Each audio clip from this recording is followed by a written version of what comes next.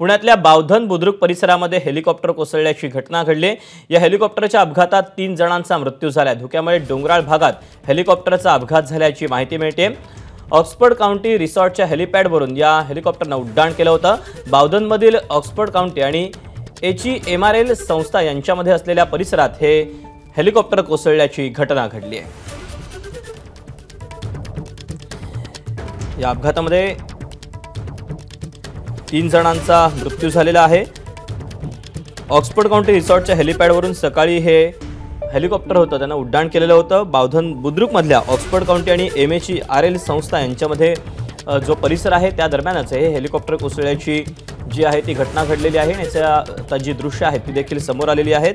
दरम्यान धुक्यामुळे सध्या जी प्राथमिक माहिती मिळाली त्यानुसार हे हेलिकॉप्टर कोसळल्याची माहिती मिळते। हिंजवडी पोलिसांच्या कंट्रोल रूमला या संदर्भातली तशी माहिती प्राप्त झाली होती। अपडेट जाणून घ्यात मंदार गोंजारी आपल्या सोबत आहे। मंदार, साधारणपणे किती वेळ झालेला आहे हे हेलिकॉप्टर कोसळून आणि आत्ताचे जे ताजे अपडेट आहेत ते ताजे अपडेट काय? सकाळी 6:45च्या दरम्यान या हेलिकॉप्टरने टेक ऑफ केलेलं होतं।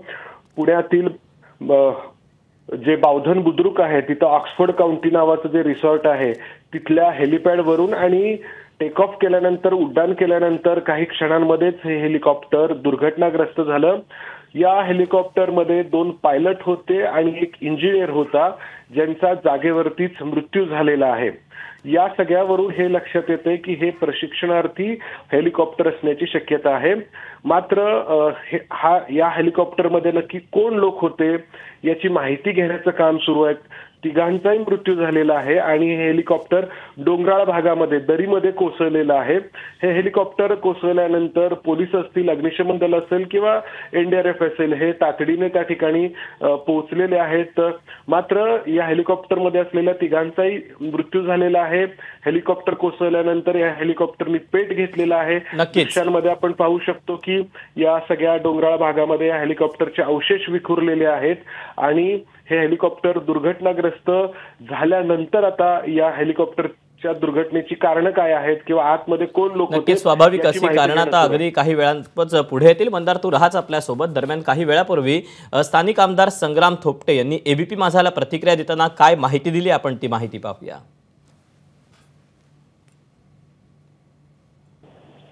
सकाळी 7:30-7:30च्या दरम्यान हे हेलिकॉप्टर त्या ठिकाणी टेक ऑफ झालं आणि काही क्षणातच थोड्या अंतरातच त्यांचा अपघात झालेला ही प्राथमिक माहिती आहे आणि 3 व्यक्ती त्यामध्ये मृत असल्याची माहिती समोर येते।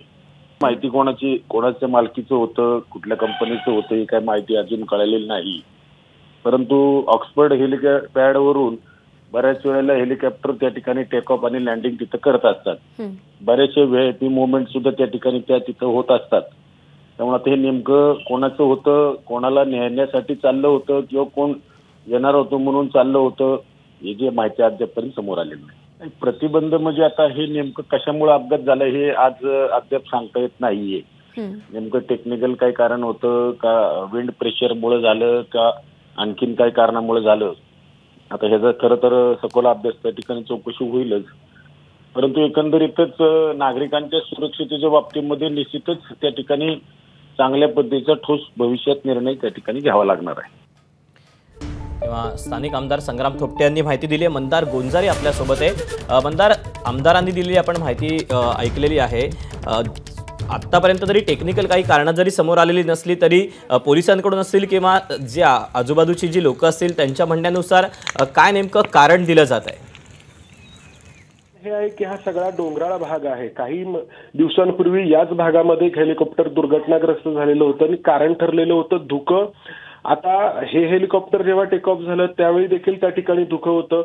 हे हेलिकॉप्टर देखील याच कारणास्तव दुर्घटनाग्रस्त झालं का हे तर आता तपासाचा भाग आहे। मात्र जे प्रमुख कारण आहे की हा सगळा डोंगराळ भाग आहे। पुण्याच्या जवळ जरी असला तरी बऱ्यापैकी मुळशी तालुक्यामध्ये डोंगर आहेत, टेकड्या आहेत आणि पाऊस जरी थांबला असला तरी सातत्याने या भागामध्ये धुकं असतं। हेलिकॉप्टर जेव्हा टेक ऑफ हेलिकॉप्टरने केलं सकाळी त्यावेळी देखील धुकं होतं आणि ते या अपघाताला कारण ठरलं का याचा आता तपास केला जाईल।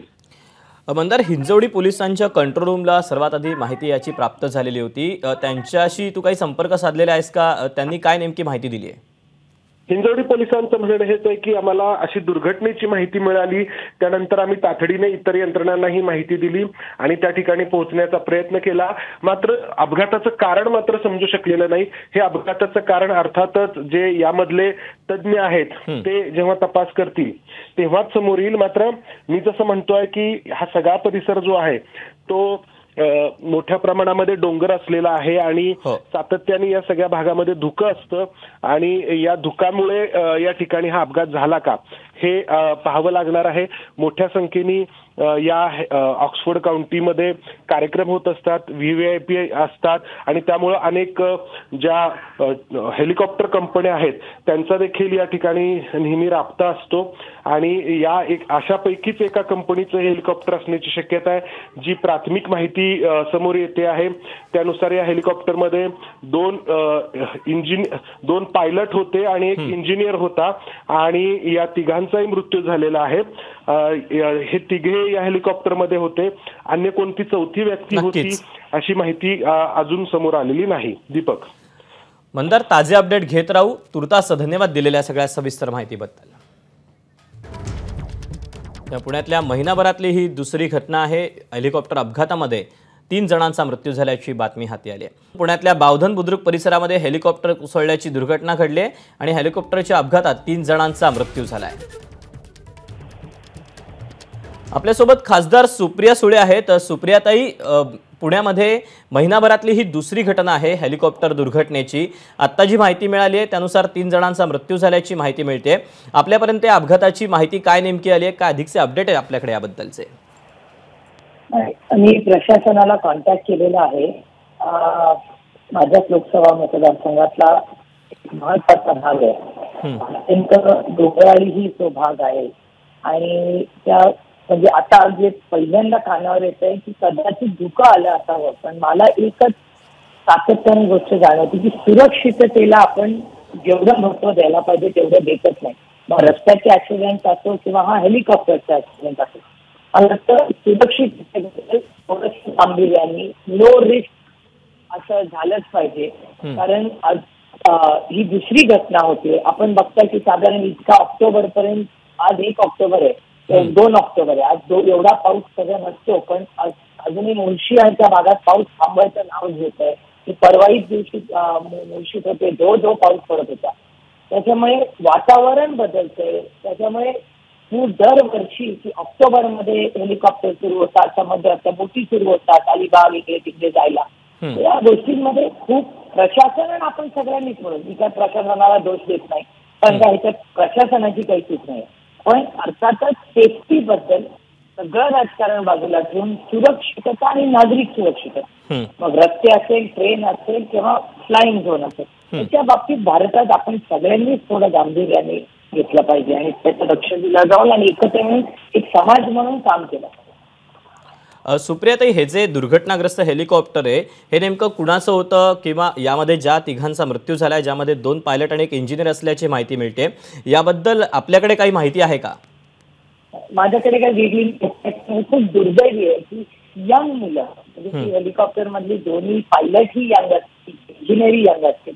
ऍस्पिरेशनल इंडिया म्हणजे शिक्षण करून एक असते ते आपल्याला फ्लाईंग आवडतं, मग त्याच्यातून एक करिअर करण्याकरता भाग्य या तिघांना मिळालं आणि खूप दुर्दैव आणि वेदना देणारे. मला उगाच एक मनातून अजून आशा आहे की कोणीतरी म्हणजे तिघांनी त्याच्यातून बाहेर आलं तर अगदी सोन्याहून पिवळं. पण फारच घटनाही झालेली आहे आणि आम्ही अजून माहिती गोळा करतोय आणि मी आज सिव्हिल एव्हिएशन मंत्रालयाला आजच पत्र करणार आहे की या हेलिकॉप्टरच्या कुठल्याही अशा फ्लाईंग झोनसाठी जरा आपल्याला स्ट्रिक्ट रूल्स करावे लागणार आहेत. हे न म्हणजे 1 वेळ 2 तास उशीर झालेला बरा आणि क्रॅश नको. सुप्रियाताई, धन्यवाद आपल्या या सविस्तर प्रतिक्रियेबद्दल आणि दिलेल्या माहितीबद्दल. तेव्हा डोंगराळ भाग असल्याने हेलिकॉप्टर चालवणं अवघड असलं आणि सुरक्षेच्या दृष्टीनं अतिशय दुर्गम भाग आहे आणि जास्त पाऊस झाल्यानं रस्ते वाहून गेलेत, त्यामुळे मदत पोहोचवणं अवघड असल्याचं सुप्रिया सुळे यांनी म्हटलेलं आहे. सोबतच ही जी घटना घडलेली आहे ती दुर्दैवी आणि वेदनादायक असल्याचं सुप्रिया सुळे यांनी म्हटलंय. एबीपी माझा, उघडा डोळे बघा नीट.